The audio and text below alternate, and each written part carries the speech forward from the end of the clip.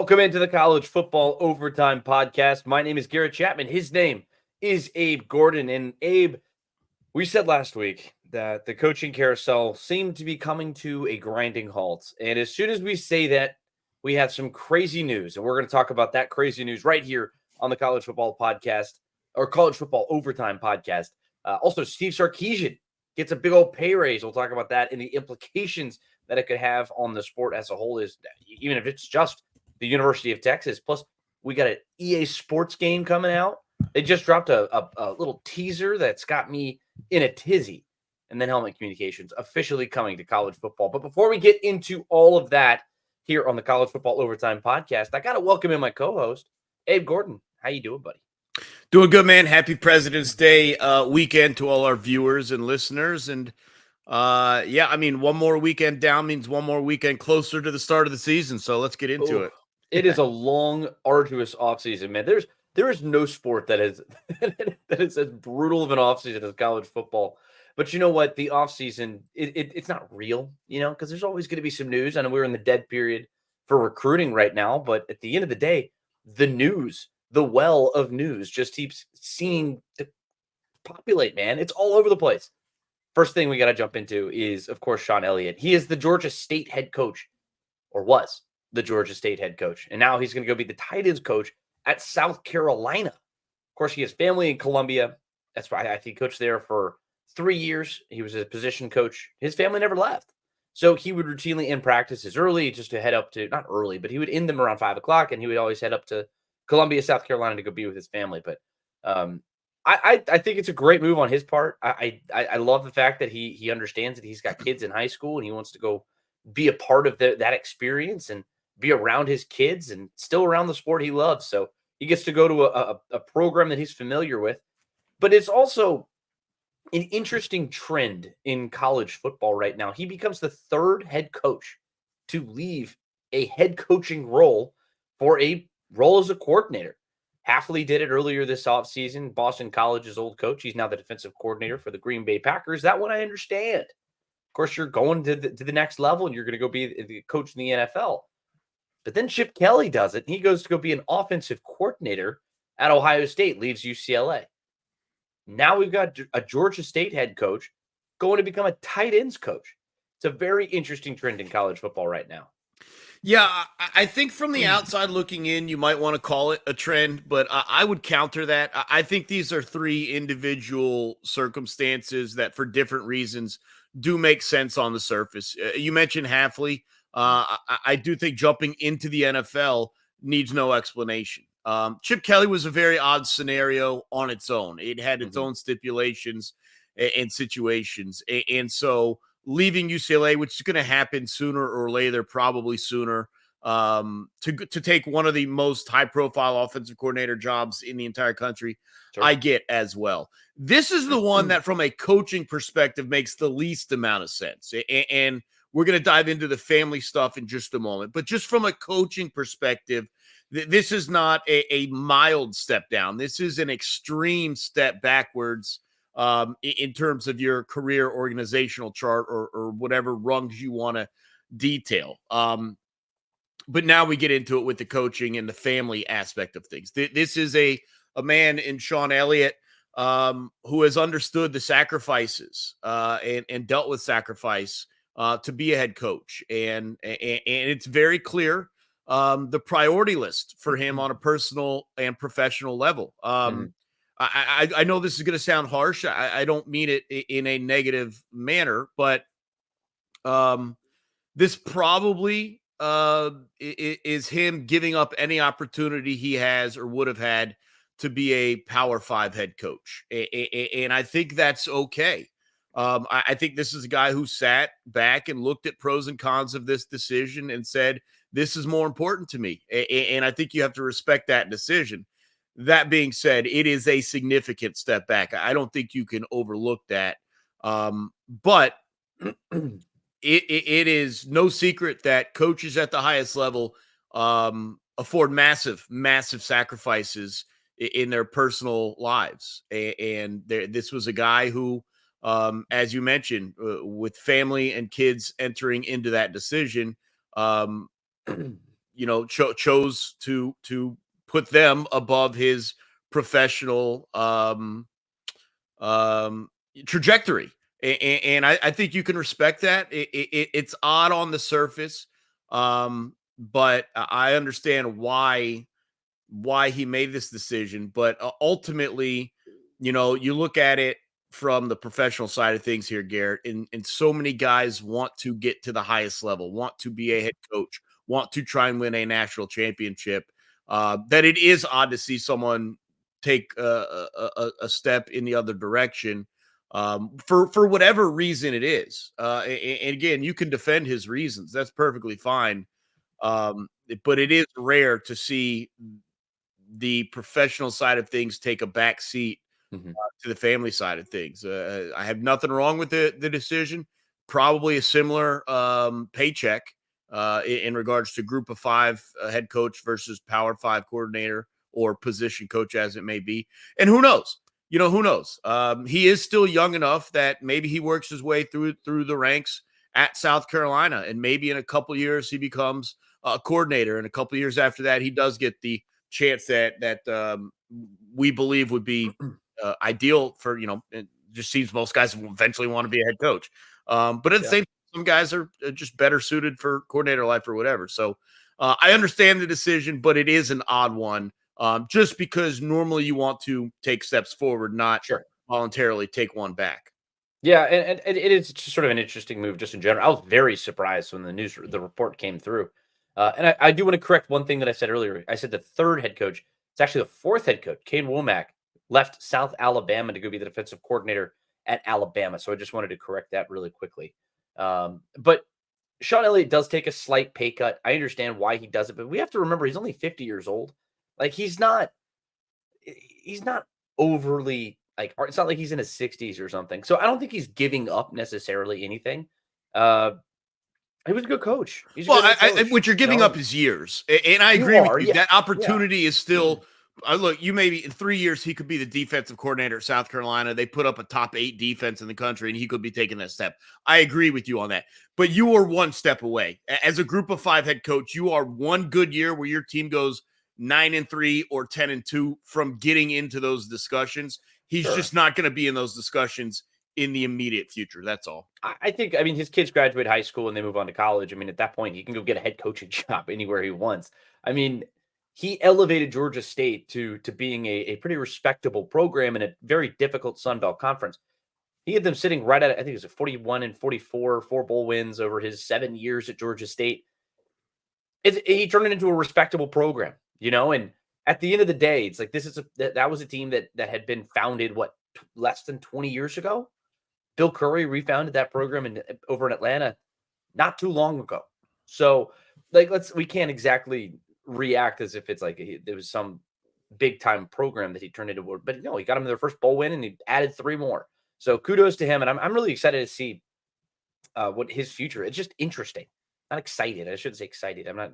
That's not the right word, but interested to see what his career path ends up being because we've never seen one quite like that. Because I understand Kane Womack, he goes to be the defensive coordinator at Alabama. It's technically a demotion, but you're going to go be a defensive coordinator at one of the top programs in the country. Not one of the Yeah. top programs, the top program in the country, at least the one that has been for the last 20 years. So I get that side of it, and then you can turn that and parlay it into a bigger opportunity down the line. But I do feel like I think you alluded to this right at the beginning of your comments there. It feels like there's been a bit of an overreaction, like by the media in general, just saying, Well, "Oh my I God, mean, this is indicative of where we are in the sport." Like, yeah, like I get it, the transfer portal, name, image, and likeness, all these other things. It's an unprecedented time, but I feel like college football is still college well, let football. me ask you, because my take on the situations you presented is that each, when looked at individually, makes sense. I Exactly. understand directly why this is happening. Do you view it that way, or are you looking at, look, 4 guys have already done this, next year it'll be 7 or 10? Like, I just don't know if it's the trend people are making out to be. I think there are individual circumstances where you understand the specific reasonings behind the decisions. I just don't know if that's enough to call it a trend, in my opinion. I completely agree. I don't think it is a trend necessarily. I mean, I guess on the surface it could be, but I don't think it is, because Yeah, I when don't you either. actually lay out all of the reasons why these guys Yeah. made these decisions, all of them make sense. They all make sense. Like, Shawn Elliott wants to go be with his family. Yeah. His family's in Colombia. And that's a Okay, different done. reason that Chip Kelly is leaving, which is a different Wasn't going to be able to reason get that hired. Hafley is leaving, which is a Mhm. different reason than Womack. I just they aren't as correlative as people try No, to force them to be. no, and I think Hafley is the one that it's, if you have, I think you pulled your cord out there somehow. I've lost communication to you there.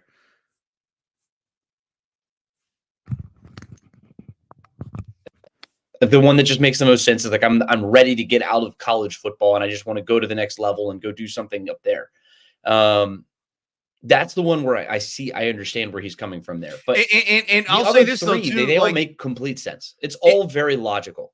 if there's going to be a trend, I lean at it more towards what Hafley did, more towards guys going from college into the NFL than I do the Chip Kelly situation or the Kane Womack or even the Shawn Elliott situation. Like Jeff Hafley going to the NFL, I think makes more sense. If there is a trend, I feel like it's that, not some of the other college to college jobs that we've seen. Yeah. Yeah. So good luck to Shawn Elliott. I mean, I'm excited, interested. I keep saying excited, interested to see what he does over there in I Columbia, mean, South the thing Carolina. for me is like he's been so front and center, and obviously, if Yeah. anyone's outside of the Atlanta area, we are located here in Atlanta, and so obviously Georgia State football has been front and center. The thing for me is just I don't want to see him disappear into the fray. Right? I'd love to still see him front and center in some manner, having the impact that he had here. I just don't want him to get caught and buried under under that tree there at South Carolina, if you will. Sure.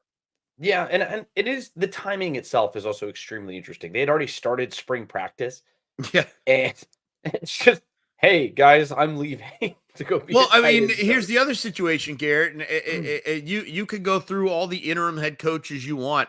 I've never seen a strength.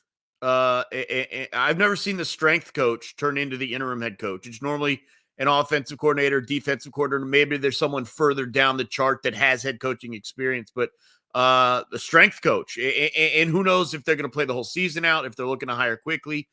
Certainly when that happens, we'll be updating you. But that was a decision all on its own that I was surprised by. That certainly was.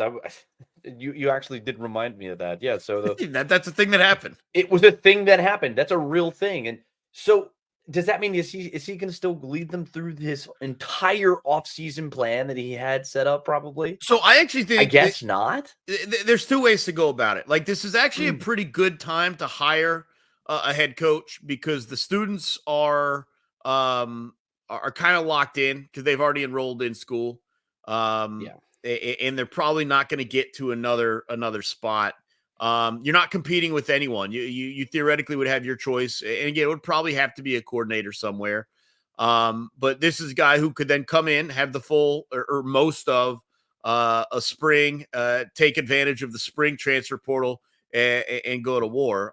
Or do you just play a full season out with the interim stuff and you have a year to kind of vet and take aim and see what you're doing. But yeah, it's going to be interesting to see which of those routes they choose. This spring transfer window is going to be very interesting. Yeah. Very interesting. And I think that one in and of itself is just, the amount of movement that we're about to see there, I think is going to be kind of insane. Just because you look at an Alabama, you look at a lot of these programs at Washington, Yeah, the you late have a coaching lot of carousel is going to have programs. huge impact come the spring portal, no doubt. You're I right. completely agree. Yeah, I completely agree. But one other thing that had a little bit of movement, Steve Sarkisian's contract, and that is up. Got a big old pay raise, 78%. So it extends 10 years, like up to the 10th year of the contract. So the year for the contract was going to be 5.8 million. That's what he was going to be making. It is now going to be $10.3 million. Year 5 was going to be 6 million. Now it's 10.4. Year 6, 6.2. Now it's going to be 10.5. He's quickly become one of the highest paid coaches in all of college football. Good for him. Does this feel a little premature to you? No, it doesn't. I mean, you're moving into the SEC. If you were staying in the Big 12, I'd have a different feel to this. But Yeah. you need to be in line with the top coaches in your conference, the top coaches in the country. If you are Texas, I mean, you took this program to a college football playoff berth, and you're looking at being among the top teams this year with what you're returning, and so. Yeah, you have to get in line. You have to be competitive in your conference, and ultimately, it's a situation where, if you don't feel the need to extend him down the road, this may end up being a decent value at not even topping off at under $11 million in the year 2030. And I know you got the bonuses and incentives and different things that will probably take it over that, but yeah, I mean, we're being honest. He was underpaid. I mean, incredibly underpaid. Considering the program he was at. And so based on what he did this year, based on the expectations now that you got to keep meeting them, right? You don't want 1 year to do that, right? But no, I think it's probably understandable why this is the time they make this move. Again, you probably don't do it. You probably don't have the sheer numbers you do if you stay, if the Big 12 still exists and you're in where you had been. But moving into the SEC, you need to keep pace. And it makes sense. Yeah, and of course they finished last year 12-2, and maybe just a play or two away from potentially playing in a national championship. One game. play. I mean, they were one play away. They were a better thrown ball to A.D. Mitchell in the corner of the end zone from beating Washington. I mean, they're literally they're literally one play away from being in a national championship game. Yeah, and his performance incentives will increase from a maximum of $825,000 to $1.85 million every year, including $300,000 for a conference championship.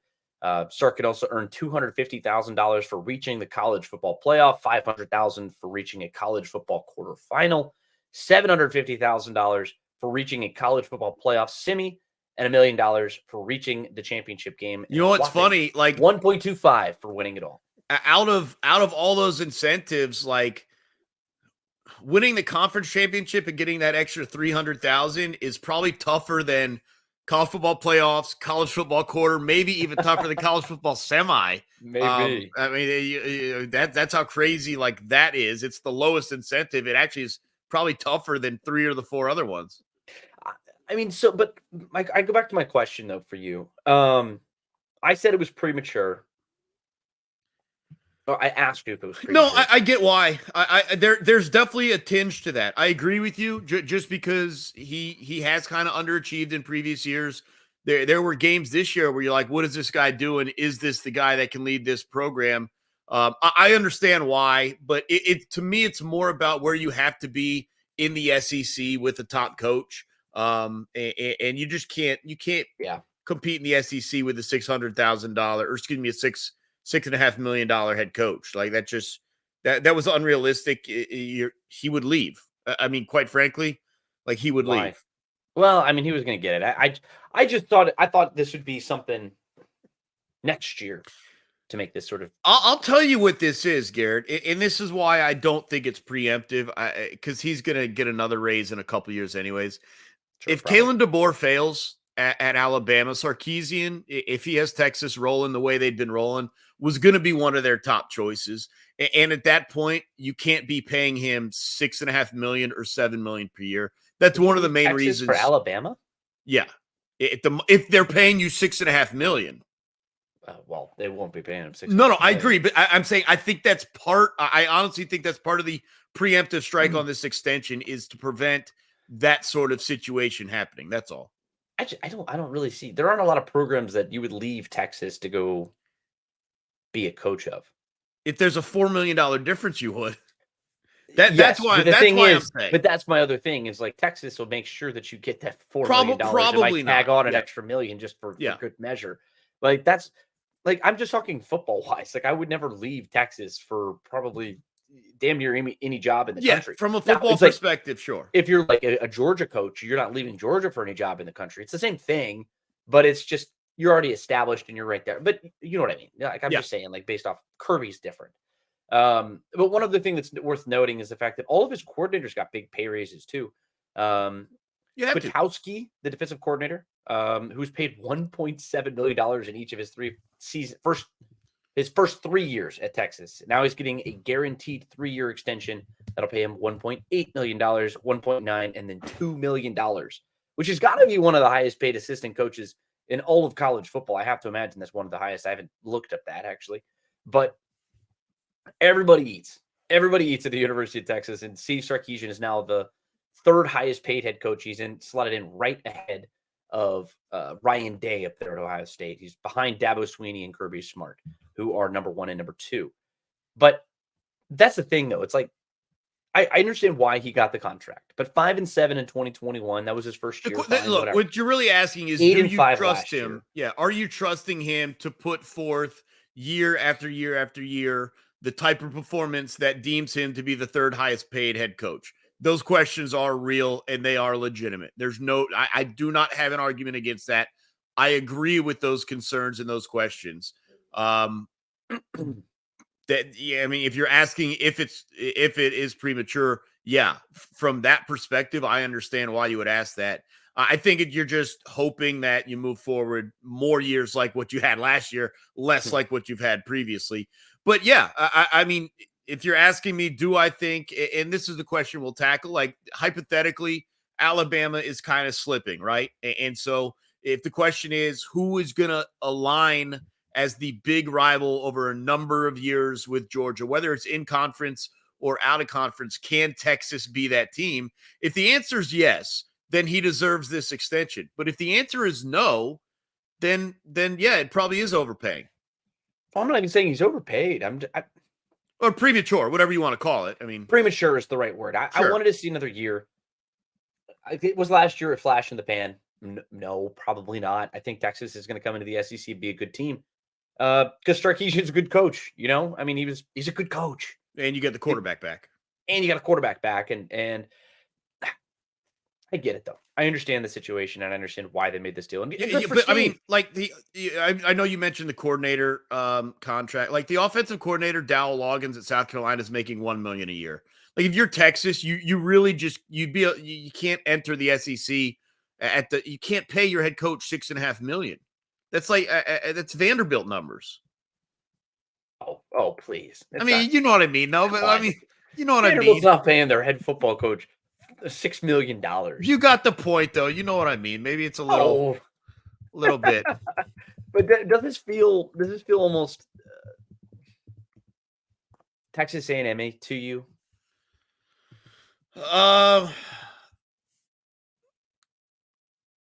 Yeah. First off, I'd have to look at the buyout stuff because there's a big difference. The issue with Texas A&M, and you're obviously referring more specifically to Jimbo Fisher and the contract there. The issue there was not the contract years and money. The issue there was the buyout. So I'd have to compare buyouts. I would imagine, without doing the proper amount of research that I guess I should have done, I would imagine, and I guess probably because the numbers aren't final on this, it hasn't been done official. Just talking about it, I think.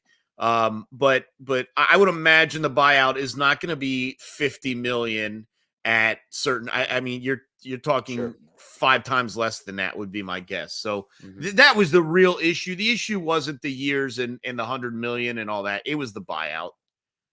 Yeah, and I get that. I completely do. It's just so I actually just did the research here. So what was he making? 6.8 last year. Sure, whatever you said. I don't know. You said it. 6.8. He would have been 8th in the SEC. Come on. 8th. I'm just saying. Above Hugh Freeze, Sam Pittman, Shane Beamer, Drink, Clark Lee, Vanderbilt, who's making $3 million. And then Zach, well, I guess Zach Arnett's not going to be there anymore, but this is an old list. But this was as of October. But he's also getting because didn't Drinkwitz signed a deal too. He's going to make $9 million, so he'd be higher on that list too. Yeah, so this is an old list. Yeah, I get your point. But yeah, he'd been right around that middle of the pack, and so I see where you're coming from with that. But he's also going to be getting 2 dealer cars that he's going to get to drive around, 20 hours of private aircraft flight time for personal use. University of Texas Golf Club membership. tickets and suites and all kinds of fun stuff. See, All I things wouldn't becoming give of these a head guys coach. golf club memberships. You ain't got time to golf, man. Why? Come You on. ain't got time to. If you're golfing all the time, you ain't doing your job. Come on. Nick Saban golfed plenty. He He's golfed plenty, and Steve he's the greatest Sarkisian's college not football Nick coach ever. Saban. So even Chipper disagrees. Oh man, that's funny. That's some good stuff right there. So, good for Steve Sarkisian. I think that's good for him. We'll see what ends up happening with all of that. As Texas moves into the SEC, it's a huge year for Texas and Oklahoma as they look to expand the conference. But one thing I do want to talk about, another thing I do want to talk about, EA Sports. It's in the game. I was just gonna say that. You stole it from me. College football is back on the whatever console you play. I'm an Xbox guy myself. I don't know if you're a PlayStation or whatever, but I saw that dadgum video and I was so excited. And it finally, it was my childhood. That game meant so much to me. I when I got an allowance or I would get birthday money or anything, I would always be saving up to play or to buy NCAA football. It was my favorite thing in the world. I loved it so much. And now it's finally back. July is sometime in July is going to be the release date. May, they're going to release a full trailer. But of course, we've heard all kinds of rumors and things floating across saying, oh, well, this is going to be this. And then that's happening there. And some people said it was going to be the national championship game. They were going to have like a big trailer release or something. And that obviously did not happen. But now we finally have a taste of what's to come in EA Sports College Football 2025. I'm really interested to see what they did with it. And less so from the gameplay perspective. People enjoyed playing the game, but the thing was the franchise mode, recruitments, stuff like that, smaller schools and building your program. And I'm just interested to see what they're doing nowadays in the realm of NIL and transfer portals and how that's going to impact those modes. Yeah. You want it to be realistic to some extent. And if it has to include those, it has to make that difficult. Now, I don't know Yeah. how you integrate that into the game, but they're going to get killed if it doesn't. And so I'm very interested to see what sort of modes they have.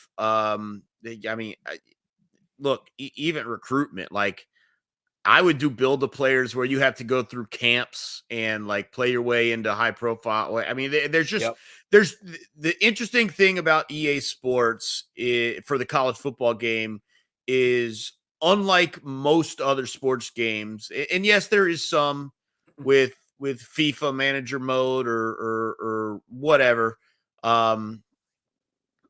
It's so little about the actual wins or losses in season and so much about the other stuff that you're doing within the game. And so I'm just really interested to see how they handle that and to what extent they go. And then also like the interesting thing, and I've got a show coming up in a couple of days that I want to get a lot of suggestions and see where people's minds are at. But like, who's going to be on the cover? I know there's been suggestions of all sorts of ilk. And with NIL, like theoretically, you could put a current player on the cover. You'd have to figure out the financials and the literature, the contracts and all that, but theoretically you could.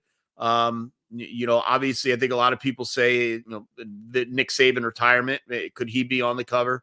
There's a lot of different things that could happen. Do you have a whatever it's going to be? I don't know. You montage all the old covers, stuff like that. What do you do? But very interested to see where they lean with the cover as well. Yeah, I just hope they don't mail it in. That's my biggest thing with the cover. So that's I mean, yeah, I meant to say this, and you made me think of it. Like there's so much nostalgia in this game that there is concern that they half-ass it and just expect people to go with it because, oh my God, we finally got this game back. Like there is a nostalgia version of this where the game is not good, but people buy it and play it just because it's back. And you're right. I hope that's not where this is headed. I really hope not. I really, really hope not. But I don't think at the end of the day that's hopefully what's going to happen. But if they come back and it is what Madden has become, I loathe Madden. I used to love Madden. I played Madden religiously. They used to have the crossover thing where you could play with your college football player, and then you could integrate him into the NFL game, the Madden game, and it was the coolest thing. But then, of course, as soon as college football went away, once the college football game went away, it seemed like the Madden game went off the rails. It's just not the same game for whatever reason. I think they changed the gameplay or something, and it's just I don't know. I don't like it very much. Madden has gotten, and you have this with a lot of these events. It was supposed to be less arcadey than NBA Jam or NFL Blitz, but it's swung so far to the other side that there's too much minutia to the gameplay. It's too difficult to do little things. It's too close to the real thing. It's too serious. It's too much audible at the line and read the defense and coverages and see it. It's all that stuff. And a lot of people like that, and like the pros, they're into that, and that's fine. Kurt Bankert has a whole series on it. The old Falcons quarterback. But I do think it's lost a little bit of that because it's a video game. It's gotten too right. It's gotten away from being a video game. A game. Yeah. So as long as they could just update little things like graphics, maybe a couple graphics updates, maybe add a couple of like really cool like little elements. People want to put Mike Vick back there and just run around and put it in 25. Yeah. Just take the 14 game and put it in 25 and update the players and say maybe add like a couple game modes or something. Everything since the Vision Cone, I've been lost. Awful. Everything. Terrible. I don't want to deal with it. If they make it what Madden is right now, I will flip a freaking things that I can't say on maybe I can say it on this podcast, but I'm not going to. But I will lose my mind. I will lose my mind if they end up doing that, because I have been looking forward to this game for years and years, and I just have very high expectations, and I'm very worried that my expectations are not going to be met. But that doesn't. I think you're going to get caught up with a group of people who have anticipated and waited so long that it's almost impossible for it not to be a letdown. And I think it's a tough position to be in. You're certainly not the only one in that boat, but I just think there's so many people who are so anxious to get the game that it almost assuredly is going to be a letdown. It's just going to be tough to live up to expectation. Yeah, and that's the other thing. It's like just a look behind the curtain. I don't have time to play video games, really. I don't have much of a life outside of sports media stuff that I do all the time, and I might have to go buy. Like I have an Xbox One, I guess. I would go buy a new Xbox or PlayStation or something to play this game. So the expectations are extremely high. But like you said, I'm just in that camp. I grew up with this game. It was a gigantic part of my childhood. It's something that was very near and dear to my heart. Just don't mess it up. Please just don't mess it up. All right. Enough about that. Let's get into something interesting that's actually happening on the football field next year. Something that they tried out during the bowl season, and now it's officially going to be coming to college football about 20 years after it probably should have already been in college football. But you know what? It's not the point. Helmet communication is going to be implemented, and we're going to see it as soon as next season. Abe, what are your thoughts here? Well, let's be very clear on a couple things. This doesn't happen if there's no Connor Stallions incident at Michigan. This is something that has been fast forwarded, in my opinion. They went through it with some of the bowl stuff, and they're getting it into the games immediately. It obviously should have been done a long time ago. I agree with you. I don't think without the Connor Stallions and the play calling and the sign stealing and all that stuff that this is where we are. I think we'd still be stuck with those idiots holding the boards that have 4 different designs or 10 different guys on the sideline signaling in crap, and you got to figure out which one's wearing the right jersey color or hat or whatever. It's just so simple that it should have been used a long time ago. And the unintended consequence or side effect of this, in my opinion, is a couple. I think it's going to improve quarterbacks heading into the NFL. It's not going to be a new system they're going to have to learn. And that might seem small, it might seem slight, but when you're making the adjustment from college to the NFL, everything that you already know how to do makes a difference. And I do think that this is going to go a long way. Also, it probably goes a long way for play callers as well, who have to design, if they didn't already, with names and form. You know how play calling goes, and as opposed to just holding up signs or calling out numbers. It's going to be very interesting to see kind of the longer term effects for quarterbacks and for either offensive head coaches or offensive coordinators, how this changes things for them. I'll certainly be interested, like in year one, to take a look at like delay of games and early game timeout, stuff like that, as they try and get used to it. But look, there's no denying that there's a lot of technology the games should have that they don't, both in the NFL and in college, right? Mm-hmm. Stop using the damn chain, like put a chip in the ball, stuff like that. Like how are we still using the human error of spotting the ball to decide games? Was it a first down? Is it a fourth down? Did he get so at least there's some steps in the right direction in terms of embracing technology in the sport. Yeah, and I mean it's long overdue, and I understood there are many reasons why it didn't exist in college football. And one of them is standardizing the practice. The NCAA doesn't do a lot of things quickly, much less standardized stuff, and that would have been expensive, and it would have been a logistical nightmare for 130 plus teams to be all on the same sort of wavelength when it comes to what parameters they do, what little things they do, how much are we going to spend on this, what are the rules around this. And it was just something they never hurdled, a hurdle that they never crossed, if you will. And I like it. I think it's going to be good. And I wonder what sort of impact it's going to have. Dude, let me ask you a question. And again, I've done no research or no background at all for today's show. Do we know if this is only on the offensive side, or is there going to be defensive helmet communication as well? Do you know? I don't know for sure. I would assume that it's going to be a capped on one side and on the other. But I do know that the NFL, I mean, like they adopted this in 1994, so it's 30 years ago. And, you know who's really happy about this? No, but then in 2000, the defense didn't have them until 2008. But who's happy? People who make green stickers. You don't know what I'm talking about? I don't know what you're talking about. The green sticker's the one they put on the back of the helmet that has the communication in it. Oh, okay. They're just green sticker makers. They just doubled their need for, 1/2-inch diameter circles of sticker. I can't believe that fell on deaf ears. That was a good one too, man.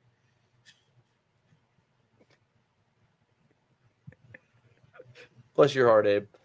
Oh, Lordy. I love that. But I love that these little things are coming to college football. I think it's going to be ultimately good for the sport. But I'm interested to see how it affects, say, no huddle teams versus huddle teams. Maybe it affects them a little bit. Maybe it doesn't. But I know we saw it in the bowl season. We saw the Terrapins. Maryland used it, and they smoked Auburn, who didn't use it. Did that have anything to do with that? I wonder. I doubt it. But I like it. I like that technology is making its way into the sport. The Big Ten is they're notorious for being one of the early adopters of this sort of thing. They were the first to use instant replay in the 2000s, and now they're jumping into this helmet thing, and I'm excited about it. But little things to college football, I like it.